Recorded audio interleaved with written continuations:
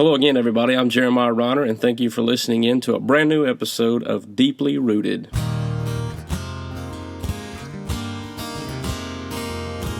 Deeply rooted in God's Word. Deeply rooted in God's Word.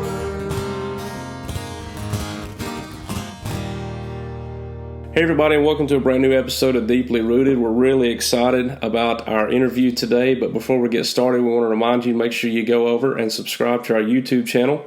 Leave us a review there, and also check us out on Apple Podcast as well. You can do the same and leave us a review as well as subscribe. That way you're up to date on all the archived episodes that we have. This is episode 55, so you got plenty of content there to dive into. If you want to follow us even further, check us out on our Facebook page. If you follow us there, we'll give you daily encouragement, and we'll also update you anytime that we release a brand new episode. And if you're really excited about the ministry, which the tens and tens of people probably listening are, we have our website that we launched this past year. That's jeremiahreiner.com. You can see our blog post on there, our ministry schedule coming up. So if you're in the area that we might be in, would love to fellowship and worship with you. And you can also check out, obviously, all of our archived episodes of Deeply Rooted. That will take you to our YouTube link, so you can pick up all of those things and more. If you want to reach out to us with a question or something, obviously you can reach us through our Facebook Messenger, or you can email us. That is drigw18@gmail.com. Again, drigw18@gmail.com. So with that being said, we're really excited. This is one of our new pastor profile episodes for September, and this one's going to be a good one. So this might take the cake for furthest interview we've had so far, all the way down in Mooresville, North Carolina. Our good buddy, Pastor Will Gipe. Will is the pastor of Prospect Presbyterian Church. He and his wife, Stacy, proud parents of their two kids, Will and Laura. Been very faithful, serving the Lord for a long time, many years in multiple locations, all for God's glory. So, Will, thank you, buddy, for being on with us. My pleasure. It's an honor. Thank you for having me. So we're doing it over Zoom, and hopefully everything will hang on tight for us. So far, so good. So fingers crossed and knock on wood and everything like that. But if I read this correctly and asking around right, you are a Kingsport, Tennessee native. Is that right? That is correct. Now, would that make you a Dobyns-Bennett graduate? Dobyns-Bennett Indians, class of 84. All so right. There you go. Well, we won't hold that against you on here. So. Thank you. Yeah. It's a double-edged sword. What was life like growing up in your house in Kingsport as a kid? What do you remember about that? Well, I mean, I've had a great life from 0 to now, 54 years old. Two great parents, both active in church, leaders in church. We went to Prospect Presbyterian Church, downtown on Church Circle. Mm-hmm. And they were active, and just very good to me. Paid attention to me, school and sports and Boy Scouts and all that stuff. Just super supportive. Dad worked at Eastman, Mom worked at Holston Valley. It's hard to get more Kingsport than that, probably. Right. So, hard to get more Kingsport than that. Had one older brother, Robert, who's an educator. He lives up in eastern Kentucky, Harlan, Kentucky. Worked at Apple Shop, teaches at Cumberland Community College, among other places. So that's really home to us. And so we had a great life growing up. Did you get into a lot of recreational stuff, sports, outdoors, anything like that? Yeah, I did Boy Scouts and saw that all the way through, and then did basketball, baseball, and then really somewhere around freshman, sophomore years in high school, I realized that I really had the foot speed more suited to golf, so took up golf. So played golf all through high school and tried to stay in school and just blessed with great friends, and is a great place to grow up. It was just kind of it's a relatively big city compared to say Wise County, where we spent so much of our time. Right. Just the one single school, so it's kind of a one school town, and so that really kind of a big, small community, for lack of a better way of saying. That's how I see it. Others may see it in a different way, but it was a great place to grow up. Now, what about your conversion story? Was that something that happened early on in your life, or was that something maybe later on as you got older? Yeah, it's almost a two-part story. So grew up in a kind of a downtown traditional Presbyterian church. So you baptized as an infant in that tradition. And then there's something called, in the whole Methodist, Presbyterian, any number, churches that baptize infants, they have something called confirmation where, when you're 13, 14, everybody lines up and then you go through all these classes and they teach you what it really means to be a Christian, then you join the church. And that was a fabulous experience and really appreciate all those folks that taught me Sunday school and whatnot and went through that process. But, so there was kind of that piece of it. By the same, I would, when we start talking about, kind of true conversion experience, right. I would say that the experience of getting saved, the experience of, it really taking hold in my heart and saying, kind of the switch flipping, if that makes any sense. That's a fair way to say it. Right. Kind of on a parallel track with that, that 8th grade, 9th grade kind of confirmation experiences. Had a guy who was a coach, Tim Holland, was a great man, at John Sevier Middle School in Kingsport, had a Fellowship of Christian Athletes group. I got very involved in that. And so he was good to a bunch of us, some of my close friends, and, kind of had that classic conversion experience, on a camping trip, on an FCA camping trip, in the 8th grade, just so, again, in that sense, kind of had what strikes me as kind of the best of both worlds. You had that kind of that classic trained, go to church every Sunday or most Sundays, and Sunday school and the class and, all the stuff in your head. And then, which is incredibly valuable and is the foundation. And then you have, those experiences that, really get after your heart and get after your emotions and where that conversion experience. So those two things work together. By the time of the end of the 8th grade, I was fully on board. Awesome. What about ministry? How long before that began to creep in, the picture? Was that later on, maybe high school, college age? Yeah. Well, it's interesting. One of the great things that in that Presbyterian Church confirmation class, we went to different churches, and so again, it's a pretty straightforward, really solid, downtown Presbyterian church. Right. And so we went to an we went to see other worship places. We went to a Catholic church. We went to an apostolic church, and so it's just like, this is, there's all kinds of different great ways to be Christian. And really, honestly, I thought about becoming a minister then in the 8th grade. And then it just kind of, in that whole process where you're really thinking about stuff. And then high school and college, it went to the back burner. And I was an accountant. I was a CPA for 3 years. And, it was an interesting story. My dad was a very practical man. And so we went, this is back in the olden times when, there was one, went to college and there was one phone on the hall and you had to declare your major your sophomore year. And my brother, who is 3 years older than I am and is incredibly smart and accomplished, and like, he went to Wake Forest as well. We both went to Wake Forest, and, he graduated in the top 10 of his class. He's a pretty smart fella. He was an English major, and he was kind of struggling getting a job. And so I call I call for the 10-minute weekly call, and and my mom talks for 9 of the 10 minutes. And then, my dad gets on, how you doing? Hey, Dad, I got to, declare a major. And he goes, what do you think about it? I said, I don't think I'll be a history major. I really like history classes. And he goes, well, no, you're not. I said, really? He goes, yeah. He goes, I got one son who's an English major, can't get a job. And I said, I took an accounting class this semester, and I really liked it. And Wake Forest has a top 10 accounting program in the country. He goes, that sounds like a great idea. So that's how I became an accounting major. And in school, it was great. And then I got a job, and the money was great. But after about 3 months, I was just like, this is not it. 6 months, this is not it. My wife was still in school. She was in graduate school, so we kind of plowed through that. And it was really then in the dissatisfaction of, and accounting's a great field, met a ton of great people. It's an important job. It just wasn't for me. It wasn't my calling. And so in the dissatisfaction for me of kind of plowing through that, began praying and said, okay, God, what's next? And my wife who is so incredibly supportive. She grew up at First Baptist right next door, and she is a better Christian than I am. I've become a pastor in hopes of catching up with her. So she has been incredibly supportive the whole time. She was right on board.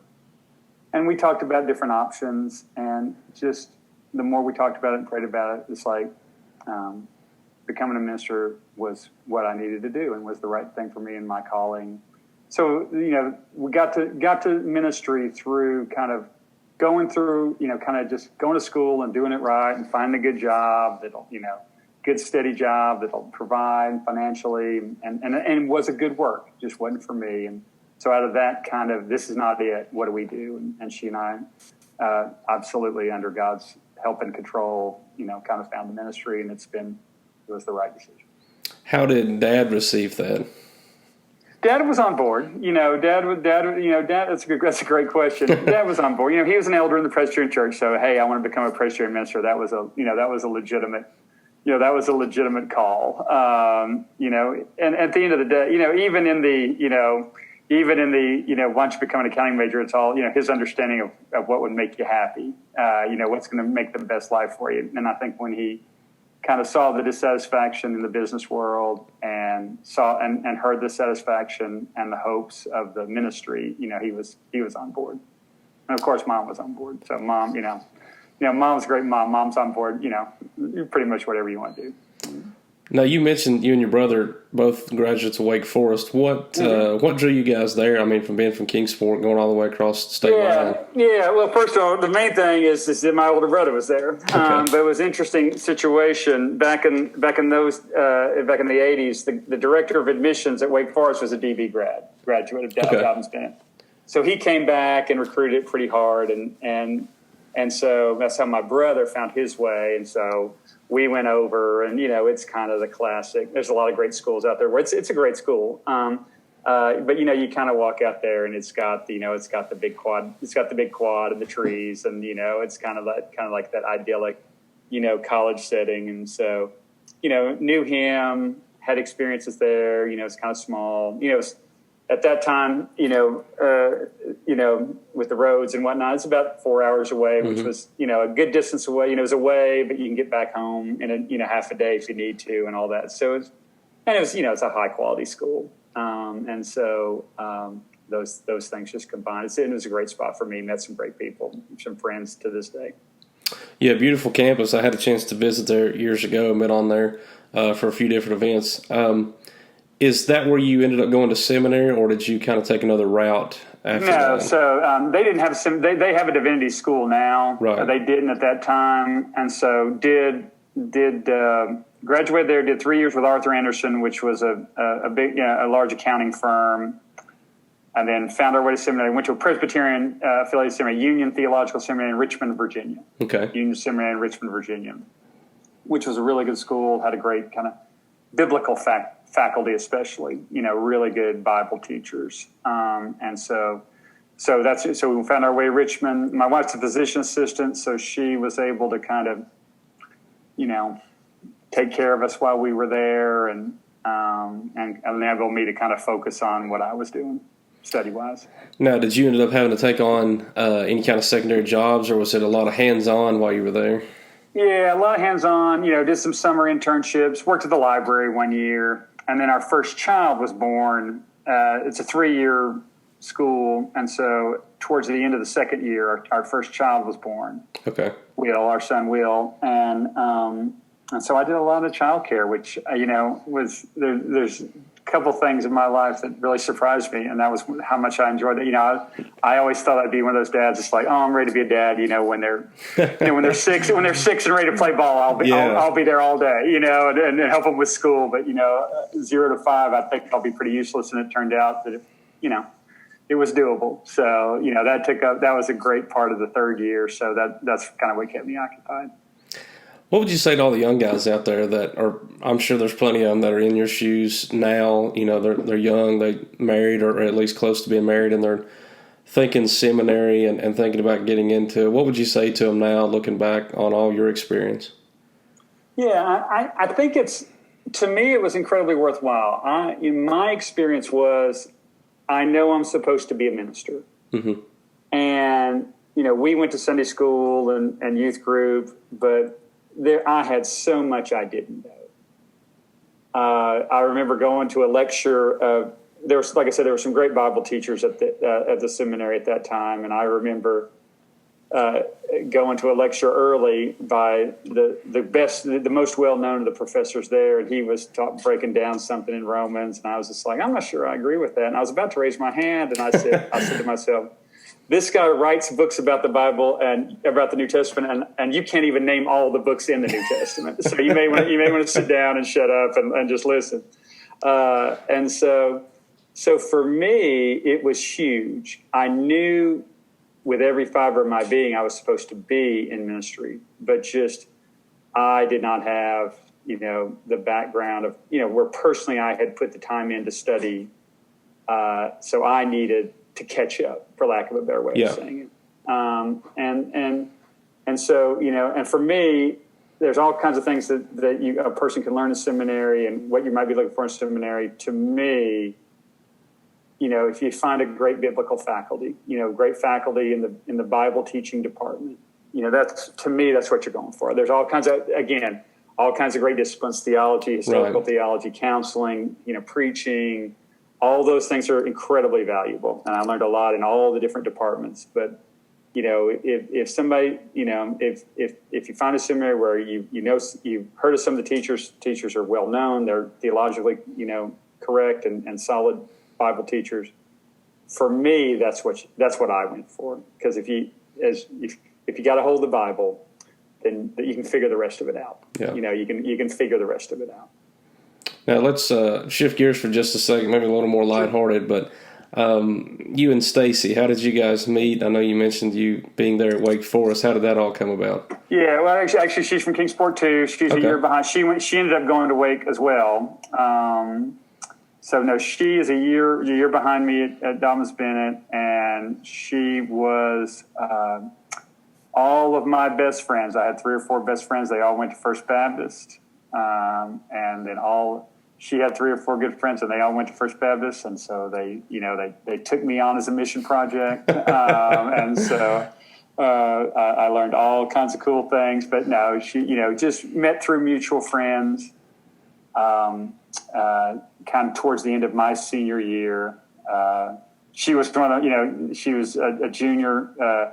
My graduation, she was one of the 3 or 4 kids that asked to be marshal at graduation. Nobody ever asked me to be a marshal at anybody's graduation, but she was one of the marshals at our graduation, and that's probably one of the first times we talked. And so we dated over that summer, and then thankfully she found her way to Wake Forest as well. So that made life very nice. Was she completely on board when you started talking ministry, or is that something you kind of had to really pray hard about together? She was 100%. Okay. She, like I said, she grew up in that traditional Sunday school, Sunday worship, Sunday night, youth group, Wednesday night, so she is very immersed in church. She's got cousins and whatnot, a bunch of folks that are married to ministers. So the concept of being married to minister was very, one of her uncles is a big time Baptist minister down in Alabama. And so, so she was completely on board, and has been unbelievably supportive through this whole project. And that for anybody who has been a part of this or is thinking about this, it's indispensable. It's the great gift, from the human perspective, it is the great gift of my time in ministry. Her support, her onboardness, her, this is a great thing to do. Yeah. I'm proud of you. I would argue that every husband wants his wife to say, I'm proud of you and what you're doing. That is one of the great motivators in our lives. Sure. And so when your wife looks at your work and says, I'm proud of this work, this is good work, then, you can, it's indispensable. Now, ministry, and we've shared this conversation a lot with different guys, and I'm sure you're no stranger to this, and you know what I mean by this, but balance has a lot to do with it. I mean, You mentioned you're in seminary, you're married by this time, you've got your first son, you got a lot of things going on, you're juggling a lot, and then right after that, not too long, Laura comes along, so you've got 2 then. Talk a little bit about your perspective on being a minister, raising kids, being a faithful spouse, how do you balance all of that, you personally? Yeah, well, couple of things. One is find the right church. There are two when, I've only been really on two fields. I was at the Glaveville Presbyterian Church at Pound, First Presbyterian Church at Pound, there in Wise County for 23 years, and then we moved to Mooresville. So I've only been at two churches. And the group that came, they were looking for minister of the pastor nominating committee, and they made two explicit points, which caused me to want to go there. One is they were incredibly committed to, the Bible and biblical preaching and the truth of the word, and just this is what we're basing our whole life as a church on. And towards the end of kind of their written, you get a written form of what kind of their resume. You give them your resume, they kind of hand you their resume.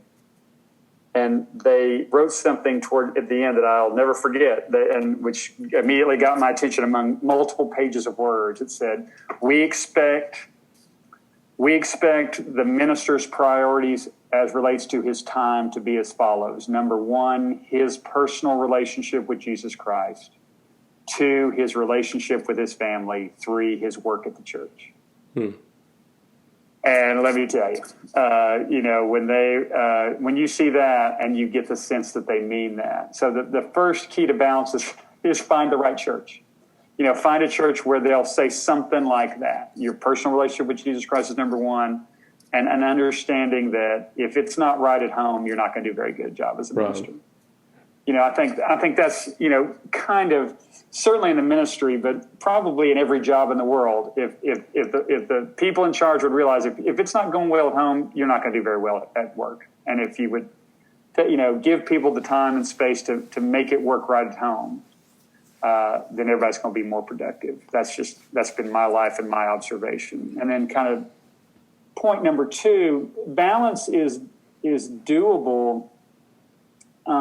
Because in my experience in the ministry is I'll put my work hours up against, pretty much any job. I get my work hours in, ministers work. Right. That being said, and this is how I phrase it, I only have to be somewhere 10 or 12 hours a week, in the sense that, okay, I got to be there on Sunday morning. I got to be there on Sunday night. I got to be there on Wednesday. I got to be there at Bible study. I got this meeting that, I may get my 40, 50, 60 hours, depending on the week. You get your hours, but there's a great flexibility in when they get applied. If I can get up at 6 a.m. and work, or if I'm working till, 8 or 9 or 10 at night, understand that there's a flexibility in that. And the last thing that, again, sort of circling back to finding the right church, I said my wife's support, that's the greatest gift. Really fairly close behind it, or on the short list, is, when the church said, we want your family to be a key part of your life, they really meant it. And they even went so far, and I said this before I left, I said, really, one of the great gifts I've ever received in my life is they not only said to me, we want you to be a good father and a good husband.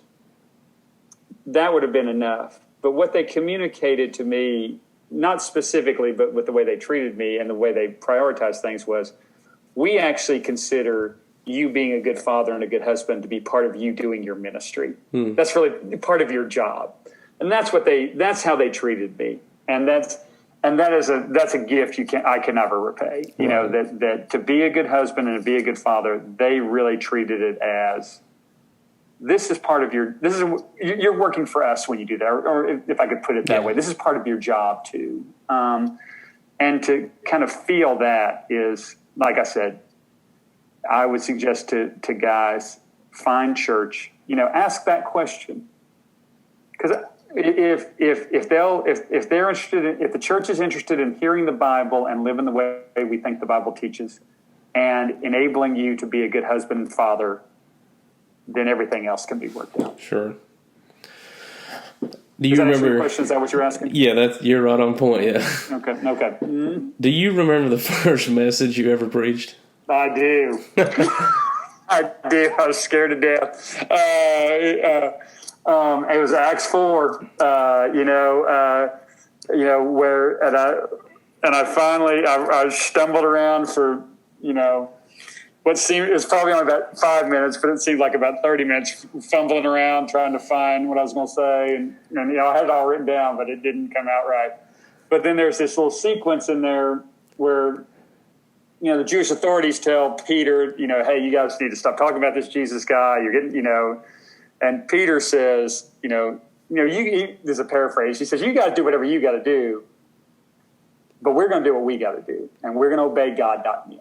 Right. And somehow I got onto, we're going to obey God, not men. I started listing off all these things in our lives where we're going to obey God, not men. And it got to be something moderately useful. But I remember it. So I think Acts 4, and Peter, after getting arrested and dealing with the Jewish leaders, and, that we got to obey God, not men. And if the world gives you a hard time for it, I thought what Peter said, basically the effect of, if you guys got to arrest us, you guys do what you got to do, and we're going to do what we got to do. Right. And that was a useful first message. That was assigned to me in a preaching class, and I went out and preached it, in public, and that was a useful first thing to be assigned to. Did you ever have, or maybe still, I don't know, a legitimate mentor or anybody that really took you under your wing, or somebody, I guess, maybe that had a big influence? Yeah, yes and no. I've been blessed with a lot of good friends. There was and been blessed with some really great teachers in seminary. But then there's a guy also in seminary who was a fine teacher, a man by the name of Carson Brisson. Carson Brisson is his name. He's a Hebrew teacher, and now he's Hebrew and Old Testament. But he combined this kind of earnestness in teaching. He meant it. Mm-hmm. And he communicated, this is important. When we're reading the Bible, he communicated, this is important. Even within the context of seminary, so there's that elevated level of, hey, if you're at seminary, studying the Bible is important. Or if you're a Christian, studying the Bible is important. But he kind of if that's the base, he kind of elevated, says, really communicate, this is important. And then he was just so joyful. The Christian life is joyful. And even when he would relate pastoral experiences where difficult things happen to his people or in his own personal life, this optimism, this, we're going to find because we're with God and God's with us, and we're going to find our way through to victory. And so I would put Carson Brisson, as if mentor is the guy that kind of, if you say, from a ministerial perspective, he is. My older brother has been, from the time I can remember to this moment, the guy I want to grow up to be. But from a ministerial perspective, one of the ways I would define mentor is helps shape you, but also that's who I want to be when I grow up. And Carson Brisson is kind of who I want to be when I grow up. Was Gladeville Presbyterian and Pound Presbyterian, was that your first position that you took? Yes, sir. So it was. You took that right out of seminary, I assume? Correct. How did that all come about? That's another great story. So you finish up seminary after 3 years, and you put together what I would call a resume. And then all the other churches within the denomination, the churches that are searching for ministers, they put together resumes. And then there's various electronic means where they're all in some sort of clearinghouse, and everybody looks at everybody else. But back then, it's 1994, they also had this thing called face-to-face, where twice a year they would say, okay, we're going to meet in this large city. In this case, it happened to be Richmond. They do one in Richmond because there's seminary there. They do it all over the country there. They used to. And so every church is looking for a minister. You can sign up, and all these ministerial and not just seminary students, people who are 30, 40, 50, 60 years old, they're looking. You kind of send in your paperwork, and you would interview all day Friday and then half a day Saturday. So there were 10 slots. and you would, the student or the minister would look over and say, hey, this church is interesting. This church is interesting. I'm signing up for these. And they would do the exact same thing. And so you would sign up and they would match you. And I had about 8 churches that were interesting to me. And Gladeville and Pound were not one of them. I was looking at coming back to North Carolina. We lived in Greensboro, North Carolina, which is right next to Winston-Salem. That's where the accounting firm was. We had friends there. We loved it there, still do. I wasn't looking for Virginia, and I wasn't looking for a 2-church field. So I didn't even hardly look at their form. I just said, it's a 2-church field. I'm not interested in that. Mm. And so the lady that was running the meeting, who worked at the seminary, she said, and I've told the people at Wise and Pound this story many times. So she said, look, we've got we've got some of these churches that have come, these smaller churches especially, we promised them 7 interviews. We promised we would fill 7 of their 10 slots. And they've only got 5 or 6 people who signed up for them. Would you mind to just take an interview with them so that we can make sure they get all their interviews? And I said, sure. I said, I'll be glad to, try to be a nice guy and do a nice thing for somebody. And they said, well, there's this outfit from Wise County, Virginia. I said, sure, I'll be happy. You've got a couple of slots. I said, I'll be happy to meet with them. I'm sure they're great people. And, but I was just totally doing her a favor. Yeah. And I walked in there, and in about 5 minutes, I was like, oh boy, to me, it's an illustration that God, God moved, God gets us where we need to be, whether we're smart enough to see it or not. And the other thing is that, when a lot of times we don't know what to do in, our life, and a phrase that I like, I don't know where I heard it first. When you don't know what to do, just do the next right thing. Or when you're not sure, just do the next right thing. And so it seemed to me, kind of cycling back, Susan Fox is the lady's name that ran it. She said, would you come and we don't want to send these people home, not keep up our end, have them go home disappointed. I was like, it's easy to say, I'm busy or whatever. And he's like, you just try to do the next right thing. So, I did 1% the right thing. And then those great people from Wise and Pound, they've been working and grinding and trying to find, and they did 99% the right thing. And God used that to put us together. So that was when I got in there, and after about 5 or 10 minutes, and they started talking about their commitment to the scripture and their commitment to have the kind of church, and here's the kind of church we want to have. And I was like, well, golly, that's the kind of church I want to have, and it's really one of the short list of moments where I was like, it's fun to watch God work. Yeah. Now you said, and I'm aware you were over there for well over 20 years. 23 years. 23 years, sir, which is extremely impressive, especially in today's climate. But there was a transition time, and you made your way now to Prospect Presbyterian in North Carolina. Walk us through a little bit about circumstances there, for people to understand how that happened and why it had to happen. Sure.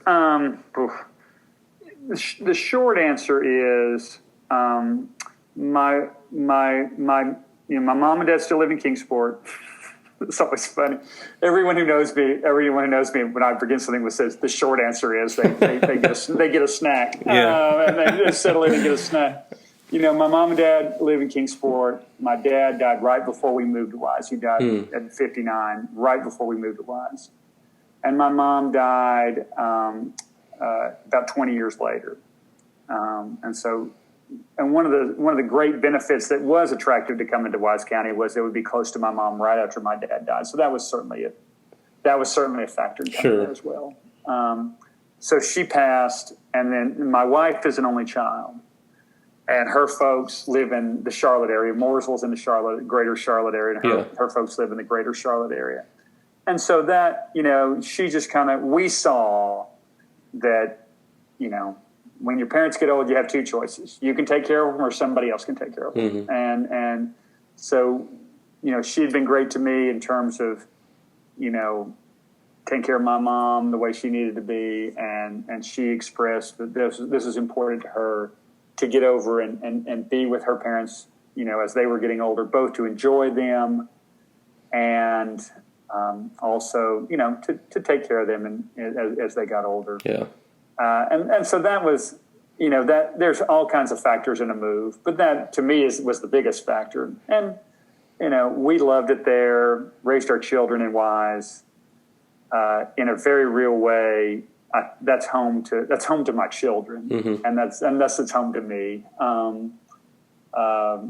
And so it is it's an incredibly important place to me. We for you Lord of the Rings fans out there, Wise County is the Shire to me. It is the Shire. It is the Shire. Yeah. It is where all the food tastes good and it's green all the time. And so it's the Shire to us. And so it always will be incredibly special. But we just, time for a new adventure and time to the commandment to honor your father and mother, the rabbi traditional understanding of that is not primarily obey them when you're little, but take care of them when they get old, your parents. And so we felt that responsibility and with each passing day, God's been very good in confirming for us. When we went to seminary, every day I went to class, I was just like, it grew more and more. This is the right thing to do. When we came to Wise, we're right where we need to be. And then every day that we've been here, that transition was tough because we loved it there. And the people were phenomenal to us. But we've made the right move for us now, and I'm glad to be with her people. And the church here, they've received us beautifully, and we feel like we're making some difference here too. And how long have you been at Prospect now? March of 18, so that sounds like it'd be about 2.5 years here in September. Okay. September 20. Now, to lighten it up a little bit, what's the most embarrassing moment you've ever had in ministry? If you can, maybe you can dumb it down to one. That's a great question. It's really hard to narrow it down. Yeah.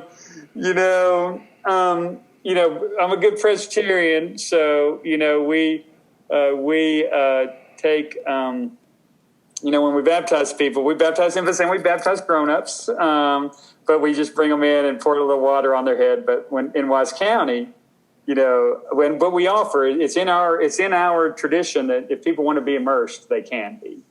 And so I offer that. And quite frankly, a lot of folks, in Wise County say, well, I want to be immersed. And so I had to learn how to do immersion. And so, I had to drown a couple people before I learned how to do it.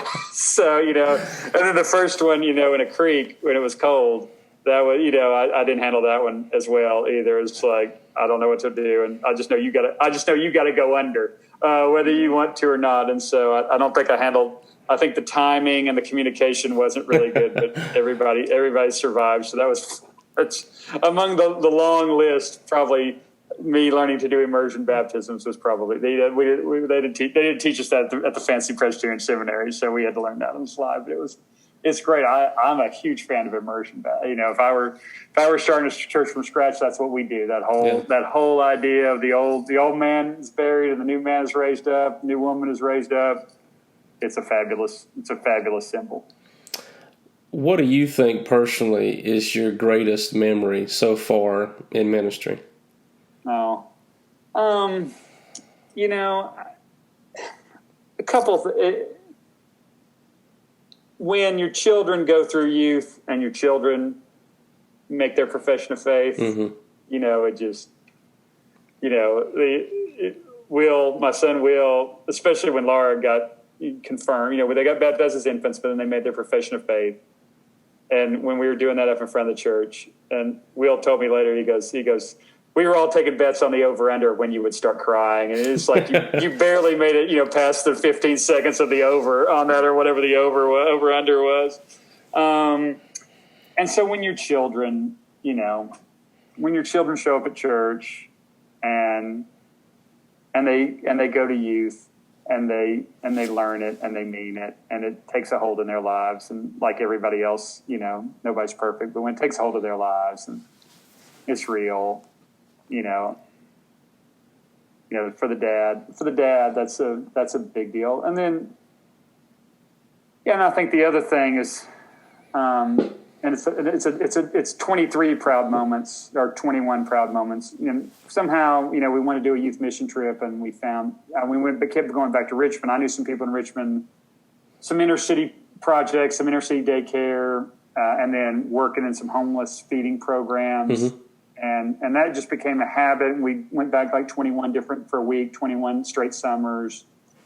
And just the relationships that you're able to build with the folks that work at the homeless places and the inner city daycares, and kind of making some, meeting some different people from different environment, different backgrounds, and they're devout Christians, and we're all in this together, and the appreciation on both sides, that's and watching the teenagers, and what it means to them, and how it shaped them into their 20s and 30s. I think those two things. What's the best lesson you've ever learned as a minister?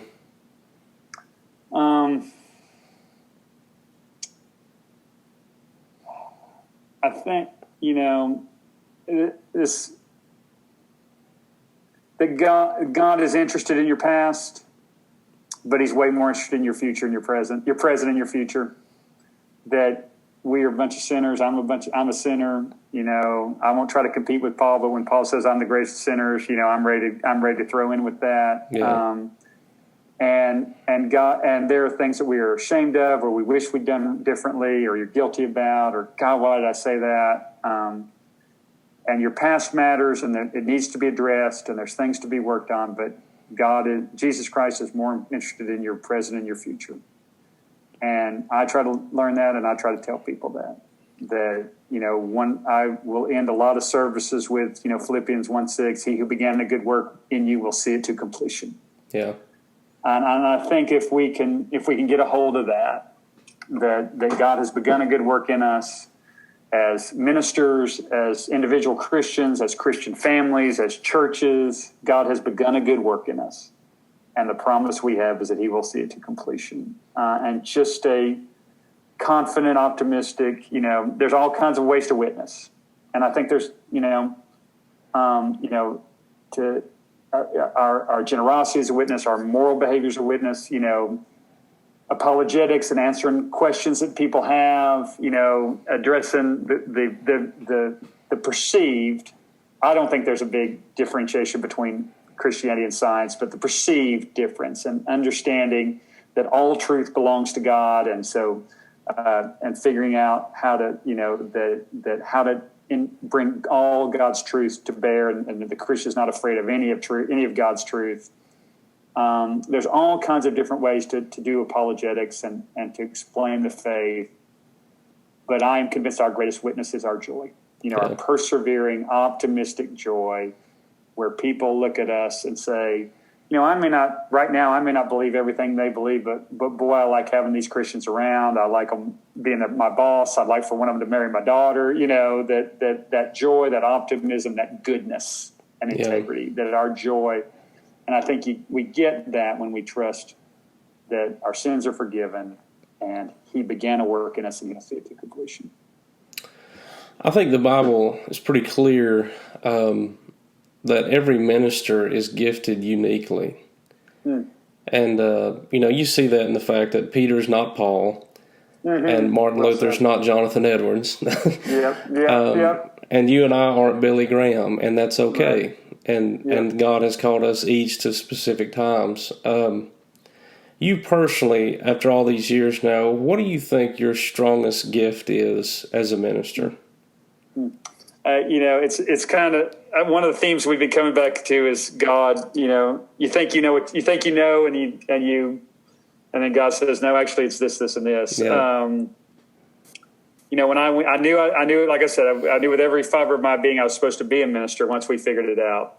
And I was scared to death of two things, and that was preaching and working with high school kids. And I would argue that as I got into it, those are the two things that I like the best. I won't comment on whether I'm this. I think they may be among the things I'm best at, although I'm pretty strong at eating at potluck. That's also one of my strengths. I'm not very good at cooking for potluck, but I'm really fairly strong at eating at potluck. But that's the Baptist that your wife taught you. That's exactly right. That's absolutely right. But I do like preaching. I had some great preaching teachers. I had a great preaching teacher who was phenomenal, Elizabeth Ochtemeyer. And then And I just like working, the high school kids have listened. And so what's funny is the two things that I was the most nervous about doing would be the two things that I now enjoy doing the most. On the flip side of that coin, being honest, what do you think the area you're still working on most is? Oh, there's no doubt in my mind. It is personal devotion. And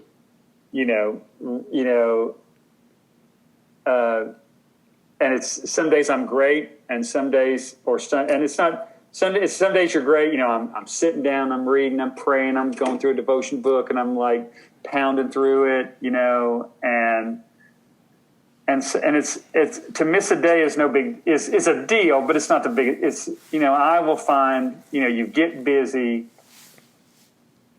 and it's 2, 3, 4 days, and it's just like God help me do God help me do a good job today, amen. Help me not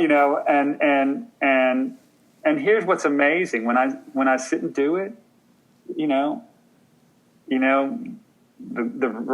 over time, it's not a 1-to-1 ratio, but when you commit to getting quiet and praying and I think one of the great temptations of the minister is, hey, I'm getting ready for the sermon. I'm studying the Bible for 2 hours today. Studying the Bible for 2 hours for the sermon and feeding your soul are related, but they are not the same. Right.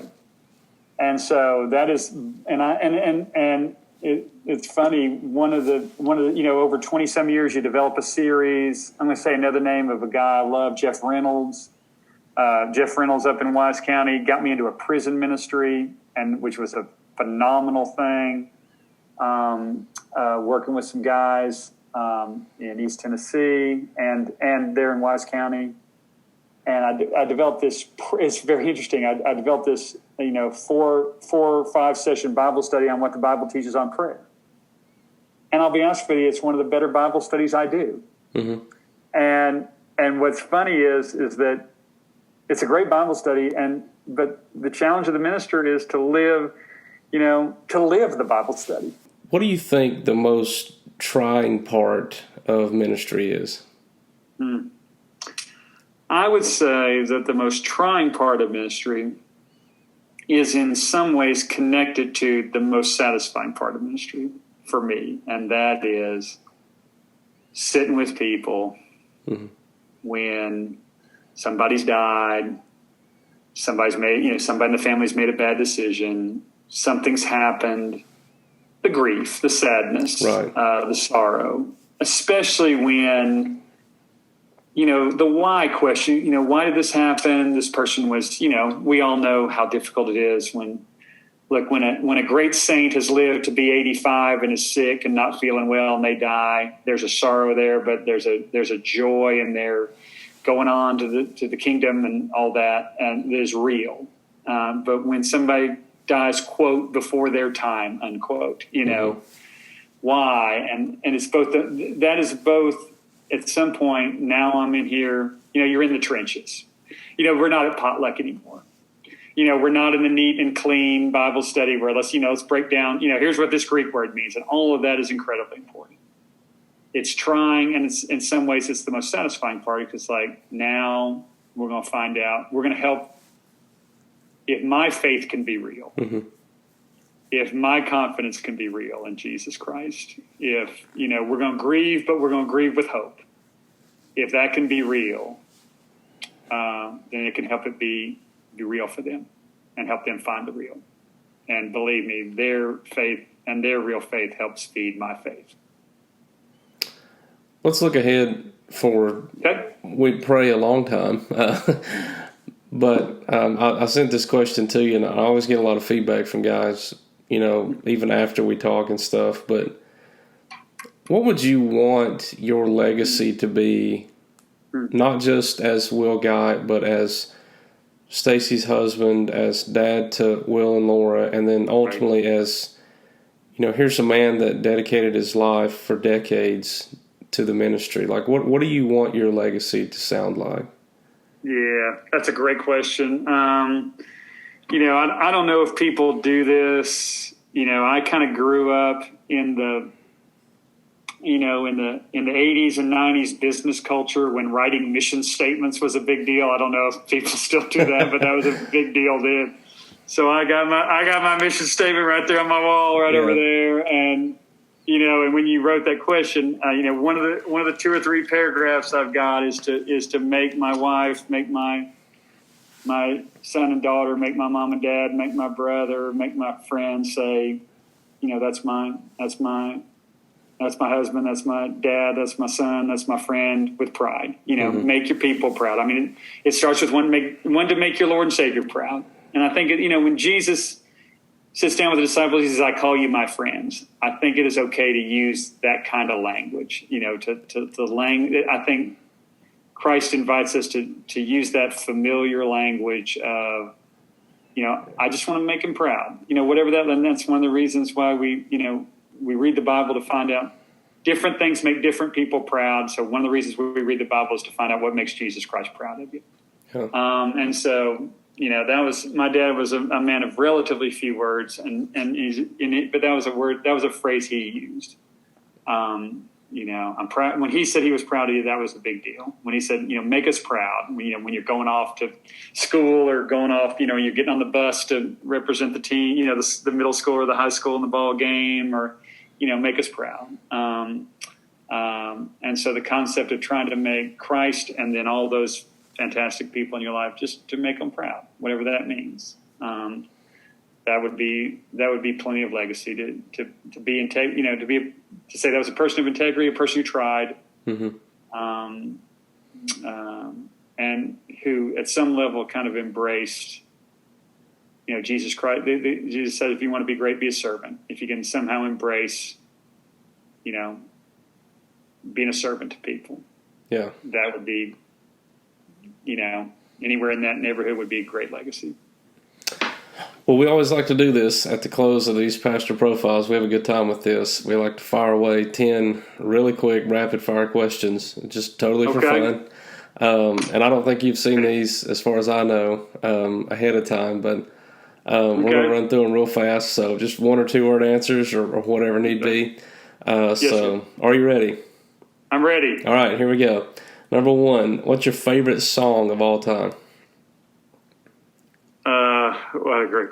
That is, I'm not doing very good on the rapid fire part. I'll go U2 Vertigo. Okay. Dogs or cats? Dogs. There you go. Last book you read? Last book I read Preston Mitchell's biography of his grandfather, who was a classics professor at UNC, and it was outstanding. I think it's in limited production. You want to get that book from Preston Mitchell? It is well worth reading. All right. Number 4, what's the oddest place you've ever preached?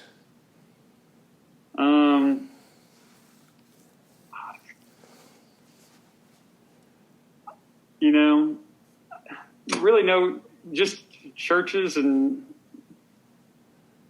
I pass. I don't know. I have no particularly odd places. I'm an incredibly square person. So you've been fortunate to not have the bad experience. Exactly. All right, number 5. What's your favorite candy? Candy? Hershey Kisses. Okay. Favorite Bible verse? Romans 5. The whole complex of Romans 5, 1-11. We have peace with God. Yeah. We have peace with God. Best vacation spot you've ever been to?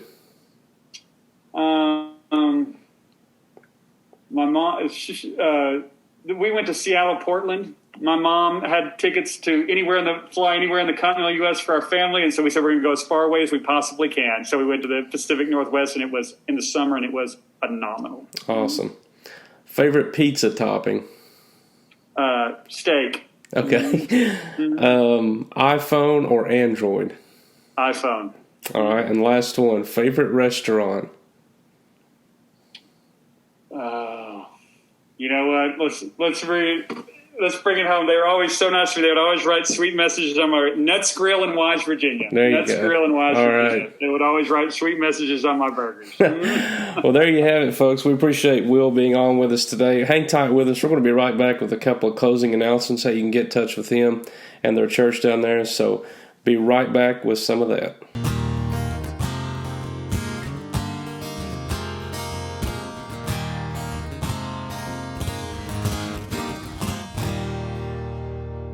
Hey, we're back with some closing announcements real fast. What we want to do is turn it over to Brother Will here to let him tell you about the ministry they've going on at Prospect Presbyterian. So, Will, why don't you update everybody a little bit about your all's contact and what's going on down there at your all's ministry? Sure thing, glad to. Website is Prospect Church NC, as in North Carolina, prospectchurchnc.org. We'll have sermons, recorded sermons, and all kinds of things there. We're on Facebook. If you want to call, our number is 704-664-1514.